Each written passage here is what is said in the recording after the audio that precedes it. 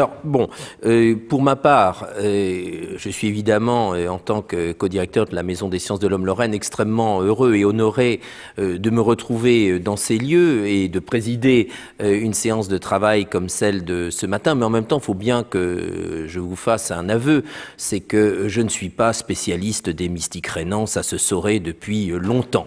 Donc, mon propos va être un tout petit peu de nature institutionnelle au départ, il faut bien sacrifié à la loi du genre, mais je le fais avec beaucoup de plaisir parce que la manifestation à laquelle nous participons durant 2 jours est le fruit d'une complicité que vous aurez immédiatement remarqué entre d'une part Nicolas Janssède et puis Anne-Marie Vanier et moi-même en tant que représentant de la Maison des Sciences de l'Homme Lorraine. Donc les avancées scientifiques, le débat intellectuel, ça repose à la fois sur des grands problèmes que l'on expose, mais aussi sur des liens personnels qui se concrétisent au fil des années, qui débouchent sur des projets intéressants. Enfin, nous espérons en tous les cas qu'ils le sont.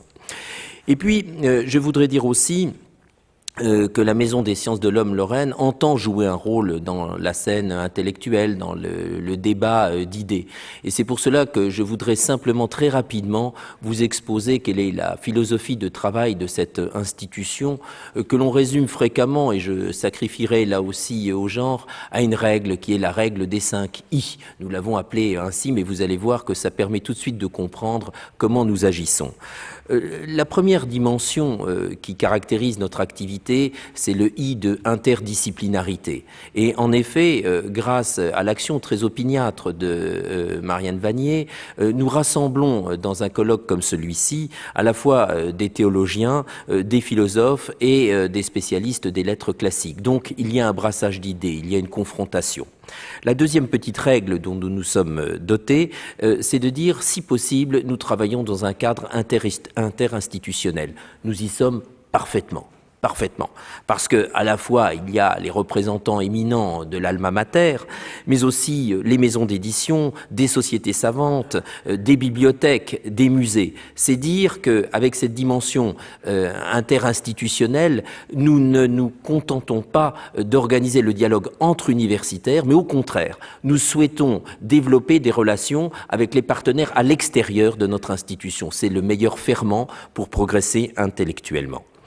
Le troisième petit I, en quelque sorte, c'est celui de l'international. Il n'est pas petit, vous vous en rendez compte. La dimension internationale aujourd'hui est de plus en plus importante et là encore, dans les entreprises menées par Marianne Vanier, on voit très bien qu'il y a à la fois un fonds qui tourne autour du transfrontalier. La Lorraine, c'est le Luxembourg, c'est la proximité de la Sarre, c'est la proximité également de la Belgique, mais c'est au-delà une inscription dans les politiques de recherche qui sont développées par le ministère et d'autres organismes, c'est-à-dire des liens avec l'Europe du Nord ou l'Europe de l'Ouest, ou avec le continent nord-américain. Nous y sommes, puisque nous avons à la fois des représentants du Royaume-Uni, de l'Italie, des États-Unis, et puis au-delà, on a fait écho tout à l'heure à toute cette réflexion autour du dialogue entre Orient et Occident, et bien le Liban présent aussi, et c'est le fruit, là encore, de relations de travail, de thèses,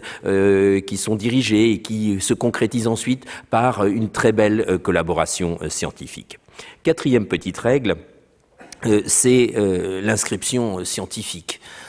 Voilà, il y a une identité scientifique particulière qui est celle de la Maison des Sciences de l'Homme. Elle se décline en 6 thématiques sur lesquelles je passerai, ça n'a aucun intérêt ce matin pour vous. En revanche, je signalerai simplement un des axes, d'ailleurs c'est le premier, dans lequel tout ce colloque prend place. Il s'intitule Frontières, territoire, échange.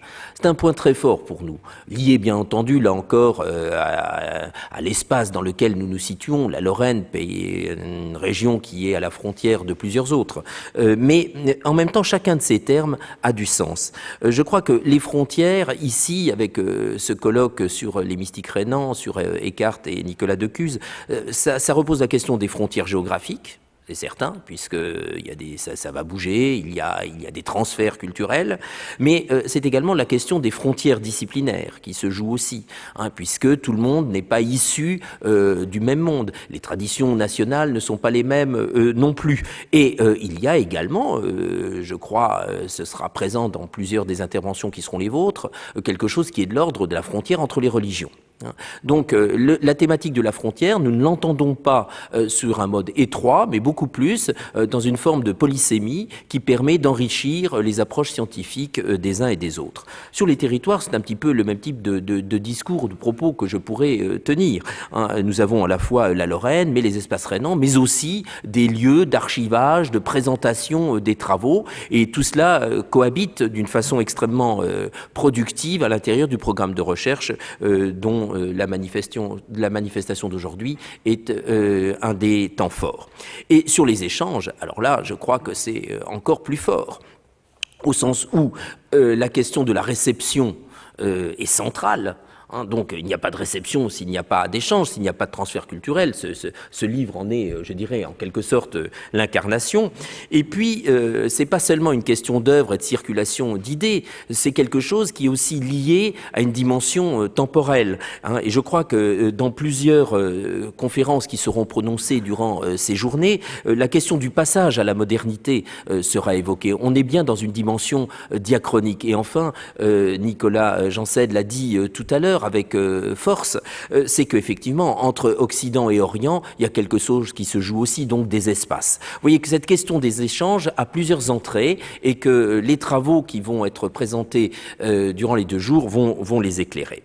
Et le dernier point, c'est toujours dans notre petite règle des 5 I, c'est l'inscription territoriale. Alors, ça a été dit à plusieurs reprises, la Maison des sciences de l'homme est lorraine, nous travaillons pour l'instant à l'université Paul Verlaine Metz, mais au 1er janvier 2012, eh bien l'université de Metz sera partie intégrante de ce qui s'appelle l'université de Lorraine. Donc les universités de Nancy, il y en a 3, celle de Metz fusionnent et forment un grand ensemble qui comportera environ 6000 personnes qui travailleront en tant qu'enseignants ou agents administratifs, un peu plus de 50 000 étudiants, donc ça devient une force.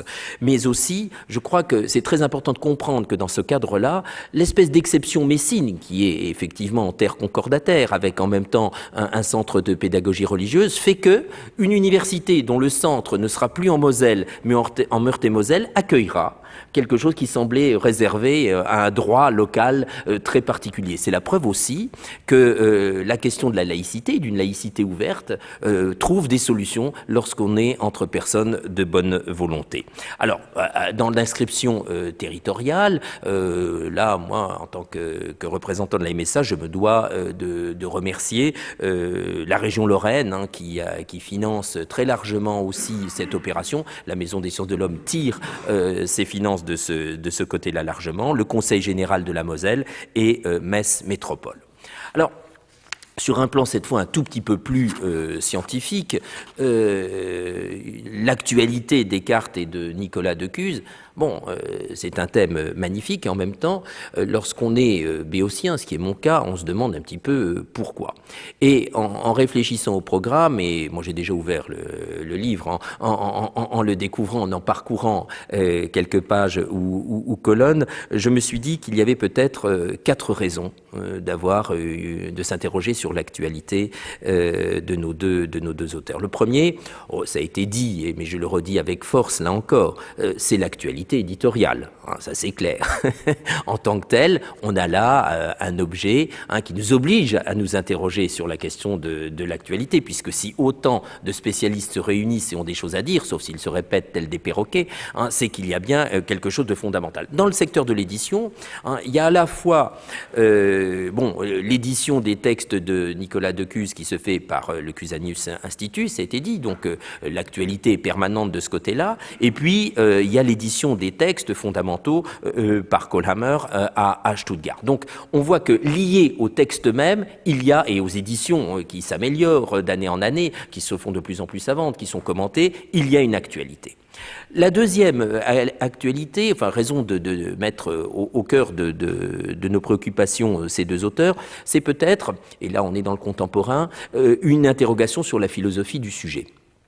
Je crois que ça, c'est quelque chose de commun à nos auteurs. Ils sont pensés comme des précurseurs, et ça me semble clair et net, hein, en particulier pour Eckhart. Bon, à la fois une interrogation de ce côté-là sur l'ipséité, sur la personne, et ce qui renverra à des liens possibles avec Ricoeur, quand même un auteur très fréquenté au-delà du cercle des spécialistes Descartes ou de Nicolas de Cuse. Et puis, du côté de Nicolas de Cuse, justement, une interrogation sur l'individu, sur le rapport au cosmos et un lien possible avec Cassirer. Donc on voit que cette actualité, elle est profondément ancrée dans le renouveau de la pensée contemporaine sur ce qui fait l'individu dans son articulation avec le social. La troisième raison pour laquelle peut-être il est possible de s'interroger, je suis moi-même professeur en sciences de l'information et de la communication, c'est que dans les deux cas, il y a une interrogation aussi sur l'image.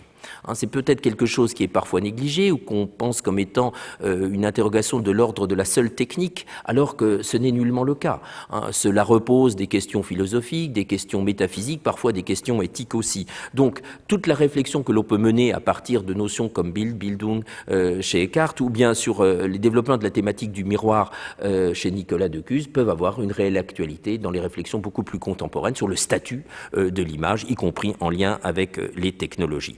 Enfin, le dernier point pour lequel il y a de l'actualité, c'est que ces auteurs qui ont creusé véritablement de nombreux sillons, qui s'interrogent sur tous les éléments qui composent le monde, peuvent former des références pour interroger un certain nombre de pratiques sociales, politiques, intellectuelles, lesquelles, ça je vous laisse le soin de nous le dire, mais en tous les cas il y a une résonance entre leurs pensées, les commentaires qui existent sur leurs propres pensées et la manière dont nous pouvons réfléchir aujourd'hui au monde dans lequel nous nous situons.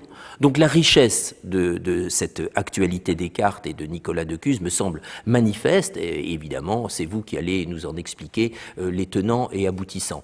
Et je souhaite, pour terminer, je souhaite vraiment faire une sorte de vœu, en quelque sorte. On a là un public de spécialistes, vous, hein, et des orateurs éminents. Bon, ça forme une communauté. Vous connaissez, parce que vous ne formez pas une communauté à ce point immense que cette salle ne puisse la contenir. Et l'actualité du propos fait qu'il serait bienvenu de dépasser ce cénacle. Un premier outil pour ce faire, enfin, il y en a déjà eu quelques-uns, mais il y en a un qui vient d'arriver, c'est ce livre. Donc je crois que le livre en tant que tel, qui a encore un très très bel avenir, est un moyen de faire connaître, de vulgariser, et c'est le propre aussi d'une encyclopédie que de permettre ce travail de vulgarisation au très bon sens du terme.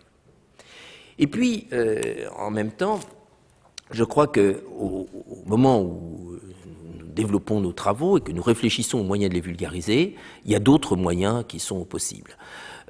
Cet après-midi, je vais participer, je serai désolé de devoir vous quitter, à un conseil scientifique qui est celui de l'Université ouverte des humanités. Alors, derrière ce mot, il y a à la fois l'alma mater, université, ouverte, c'est très bien, on en a dit quelques mots tout à l'heure, et les humanités, c'est ce qui nous est commun. Il manque simplement une petite précision sur cet organisme tout à fait officiel, c'est que c'est ni plus ni moins que le moyen pour l'université française de diffuser des savoirs par Internet. Et nous développons dans ce cadre des programmes de conférences, des cours qui sont accessibles en ligne à tous les publics, à tous les étudiants. J'ai le sentiment que le programme de recherche qui est le vôtre, auquel vous avez consacré déjà beaucoup d'énergie, et ce n'est pas fini, pourrait vraiment faire l'objet d'une mise en forme particulière permettant de faire en sorte que la quintessence de vos propos, de votre réflexion, soit accessible au plus grand nombre, et en tous les cas à tous ceux qui, à un moment ou un autre, s'interrogent sur le rendement heuristique, un rendement, je l'ai dit ici au sens très positif du terme, et pas du tout dans une sorte d'esprit capitaliste débridé, mais sur le rendement heuristique à l'intérieur des sciences sociales de la pensée de Maître Eckhart et de Nicolas de Cuse. Donc il me semble que, loin d'être achevé, le travail ne fait que commencer. Je vous remercie.